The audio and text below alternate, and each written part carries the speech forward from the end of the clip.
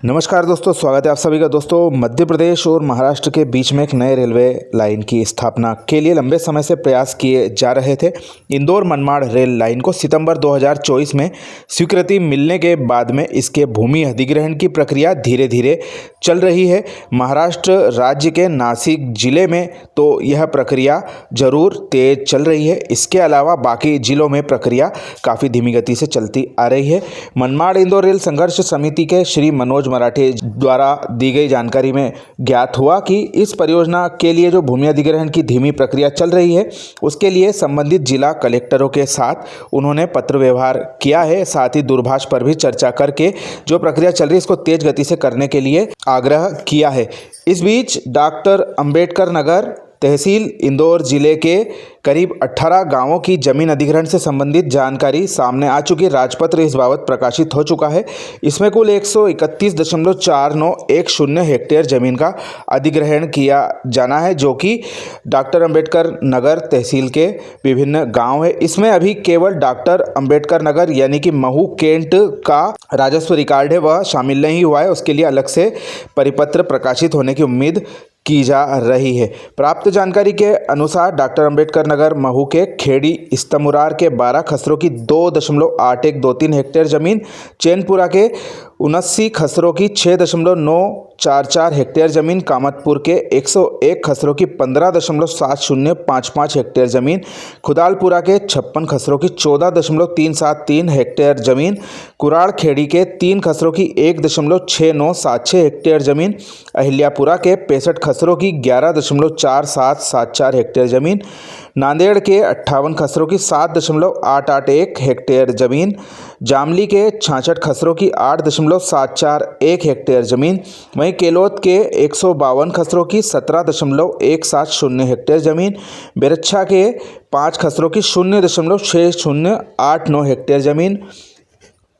खेड़ली के 40 खसरों की 7.5394 हेक्टेयर जमीन, गवली पलासिया के 10 खसरों की 1.0455 हेक्टेयर जमीन, आशापुरा के 38 खसरों की 6.8294 हेक्टेयर जमीन, मलेंडी के 32 खसरों की 7.7369 हेक्टेयर जमीन, कोदरिया के 13 खसरों की 1.7025 हेक्टेयर जमीन, वहीं बोरखेड़ी खुर्द के 68 खसरों की 10.0008 हेक्टेयर जमीन, चोरडिया के 91 खसरों की 4.7341 हेक्टेयर जमीन, वहीं नेव गुराडिया के 54 खसरों के 4.4819 हेक्टेयर जमीन, यानी कि कुल 131.4910 हेक्टेयर जमीन डॉक्टर अंबेडकर नगर तहसील से लिए जाने के लिए प्रारंभिक राजपत्र आ चुका है। वहीं अब इंतजार किया जा रहा है डॉक्टर अंबेडकर नगर महू कैंट के बारे में जानकारी का, क्योंकि यह नगरीय इलाका है। ऐसे में इसका अलग से राजपत्र प्रकाशित होगा, जल्दी ही जानकारी इसकी सामने आ सकती है। इसके अलावा धुलिया की जो जानकारी थी, वहाँ के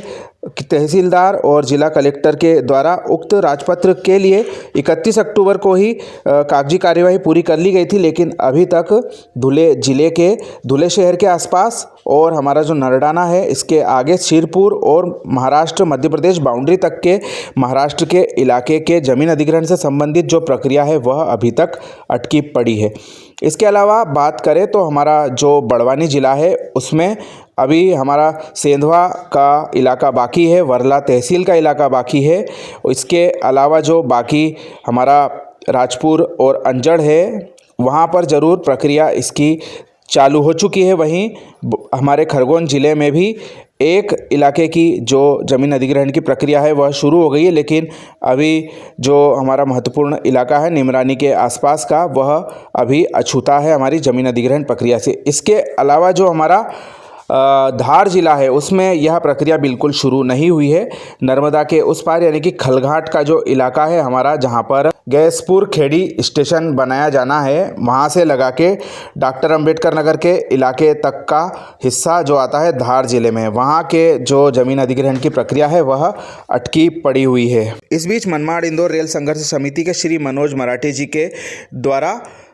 रेलवे बोर्ड के पूर्व सदस्य श्री नागेश नामजोशी जी, जो कि इंदौर के जाने माने रेलवे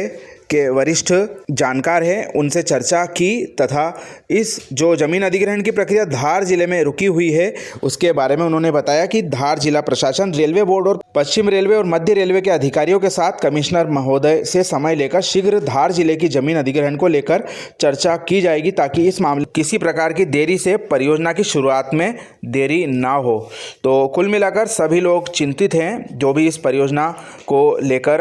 अपना हित रखते हैं वह सभी चाहते हैं कि इस परियोजना का कार्य जल्द से जल्द शुरू हो ताकि जो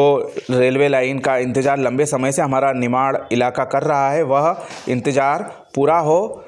खैर अभी तो 1 साल ही इस परियोजना को स्वीकृत हुआ है, जब तक इसका जो आधा अधिग्रहण का कार्य है ज़मीनों का वह अभी तक पूरा नहीं हो पाया है। इंतज़ार कर रहे हैं धुले ज़िले के और धार ज़िले के जो ज़मीन अधिग्रहण की प्रक्रिया है, अब उम्मीद कर सकते हैं जल्द से जल्द शुरू हो ताकि जो ज़मीन अधिग्रहण से संबंधित मसले हैं उनका जल्दी से निपटारा संबंधित अधिकारी कर सकें, यही पूरी उम्मीद की जा रही है। इस बीच अगला जो बजट आने वाला है हमारा वह फरवरी महीने में आएगा। ऐसे में जो प्रारंभिक बजट 268 करोड़ रुपए का इस परियोजना को दिया गया है उसका अभी तक कोई बंटवारा नहीं हो पाया है, क्योंकि ज़मीन अधिग्रहण की प्रक्रिया केवल नासिक ज़िले में ही अभी तेज चल रही है। इसके अलावा बाकी इलाकों में कुल मिलाकर इंतजार किया जा रहा है। अगले बजट से अपेक्षा की जा रही है कम से कम 1500 से 2000 करोड़ रुपये का आवंटन इस परियोजना को होना चाहिए, तभी जो कार्य है शुरू हो पाएंगे और तेज़ गति से आगे बढ़ पाएंगे विभिन्न इलाकों में जहां जहां जमीन अधिग्रहण पूरा हो जाएगा। इस परियोजना का एक हिस्सा जो हमारा लगभग 50 किलोमीटर लंबाई का है, धुले से लगा के नरडाना तक का, उसका कार्य काफ़ी तेज़ गति से चल रहा है, लेकिन उसमें भी एक हिस्सा इस वर्ष 2026-27 में पूरा होगा और दूसरे हिस्से के लिए 2027-28 का ही इंतजार करना पड़ेगा। वैसे भी कोई जल्दी रेलवे प्रशासन की ओर से फिलहाल में नहीं दिखाई दे रही है। साथ ही हमारे जनप्रतिनिधि भी इस परियोजना के लिए